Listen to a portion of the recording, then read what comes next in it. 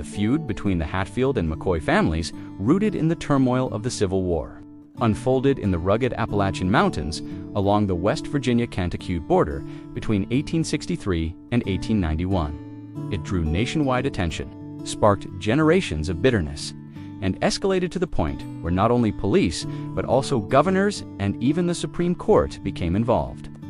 On the West Virginia side of Tug Forka, tributary of the Big Sandy River in present-day Mingo County, formerly Logan County, lived the Hatfields, led by William Anderson Devil Anse Hatfield, more affluent and politically well-connected than their neighbors. The Hatfields prospered through Devil Anse's timbering operation, which employed dozens of men, including some members of the McCoy family. Across the river in Pike County, Kentucky, lived the McCoys under the leadership of Randolph McCoy. Though a lower to middle-class family, Randolph owned a substantial 300-acre farm and livestock. Both families were involved in the manufacturing and selling of illegal moonshine, and both maintained complex kinship and social networks. Loyalty in the region was often determined by blood, employment, and proximity. During the Civil War, both families largely sided with the Confederacy, except for Asa Harmon McCoy, Randolph's brother, who fought for the Union in the Pike County Home Guards. This decision branded Asa a traitor to many in the area, including members of his own extended family. Meanwhile, William Devil Anse Hatfield and Randolph McCoy served in the Confederate Home Guard unit known as the Logan Wildcats. In the fall of 1863, the Kentucky Home Guard mounted several Union guerrilla attacks on the West Virginia side of the Tug River, instigated by William H. Francis Jr., known as Bill France. In response, the Logan Wildcats surrounded Francis' home in Pike County, and Devil Anse killed him. Asa McCoy had been both a friend and neighbor to Francis. Asa was released from the Union Army in December 1864 due to a broken leg and returned home to Kentucky. He quickly received a warning from Jim Vance Devil Anse's uncle that he could expect a visit from the Logan Wildcats. When Asa later heard gunshots while drawing water from his well, he hid in a nearby cave. The Wildcats tracked him there and shot him on January 7, 1865. Although Devil Anse was initially suspected, he was later confirmed to have been sick at home during the incident. Most people eventually believed that Jim Vance was responsible for the murder. Relations between the two families steadily declined after Asa's death. Tensions resurfaced in 1878 when Randolph McCoy accused Floyd Hatfield, a cousin of Devil Anse, of stealing one of his pigs. The case was tried before Justice of the Peace, Anderson Preacher, Anse Hatfield, another Hatfield cousin. The verdict relied on the testimony of one witness, Bill Staton, who spoke in Floyd Hatfield's favor. When Floyd was acquitted, the McCoys were enraged. 2 years later, on June 18, 1880, Bill Staton was violently killed in a dispute with Sam and Paris McCoy, nephews of Randolph. Sam was tried for the murder but acquitted on grounds of self-defense.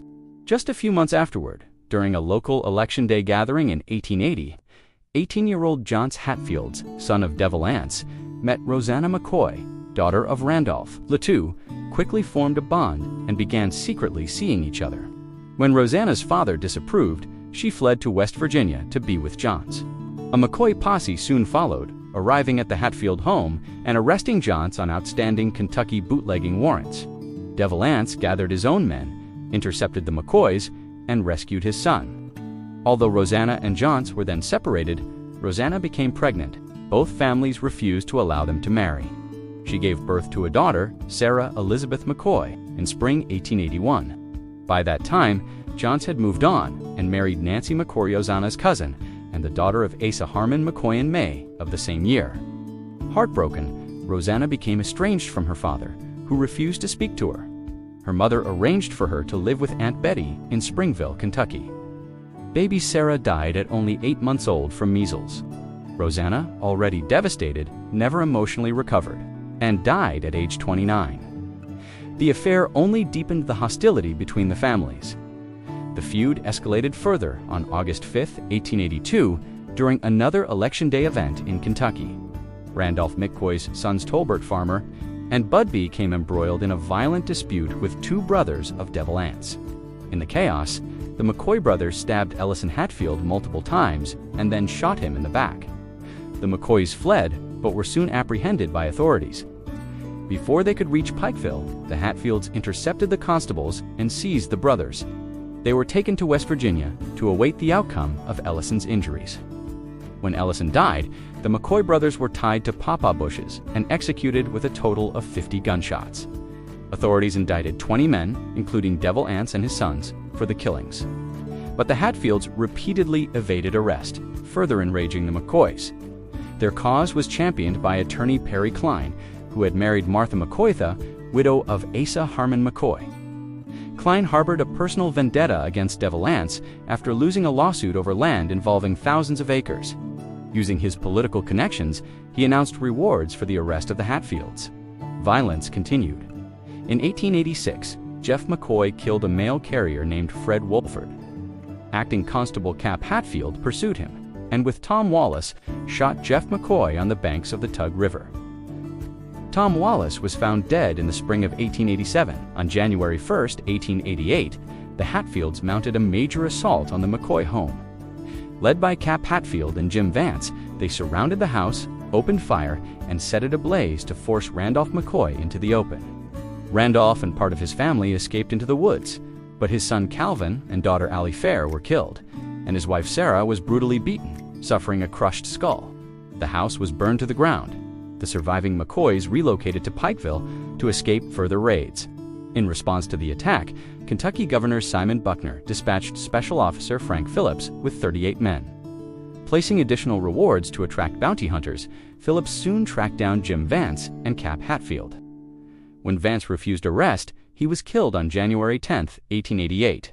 Phillips continued raiding Hatfield homes and captured several more men. The Hatfields, under Devil Anse, prepared for a final offensive. Learning of their plans, Frank Phillips mobilized every able man to intercept them. On January 19th, Phillips' posse met the Hatfields on the West Virginia side of Tug Fork.